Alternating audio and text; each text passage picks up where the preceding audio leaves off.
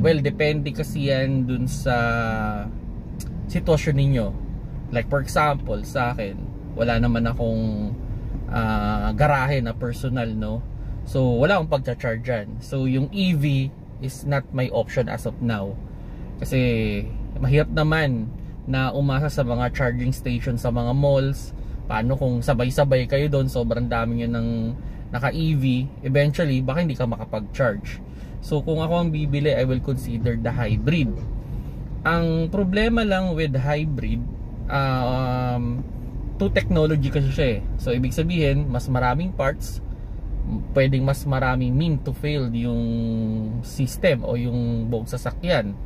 So, yun yung parang ano ko doon. So, mas maraming parts, mas maraming pwedeng i-maintenance, pwedeng marami ring masira.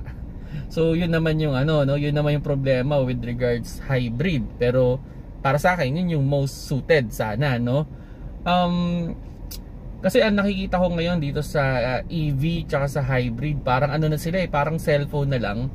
Kung i-consider natin dati nung mga Nokia time, siguro yung mga age dyan, yung mga 30 to 40 na naka Nokia, pag nasira yung Nokia phone natin, papagawa natin, di ba?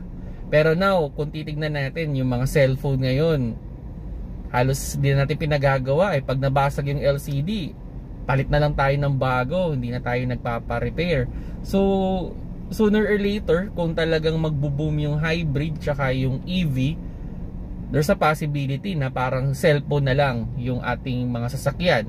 So, pag naglolo ko na, eh, palitan na. Kasi ang pinaka-problem talaga dito para sa akin na sa hybrid tsaka sa EV o electric car is the battery. So far, kahit sa battery ng cellphone, battery ng laptop, swerte nang tumagal ng 5 taon na walang problema eh. Pero most of the laptop, most of the phone, after 5 years, pwedeng hindi pa siya nakakapag-charge pa siya, pero yung health niya lessen na compared do sa original. So sabihin natin kung sa electric car yan o sa EV, pwedeng less na yung range mo kung sakali man. Then pag nagpagawa, sobrang mahal, diba? Bawa sa electric car, as far as I know, nasa 200 to 500,000 ang battery. So napakamahal para bumibili ng second hand.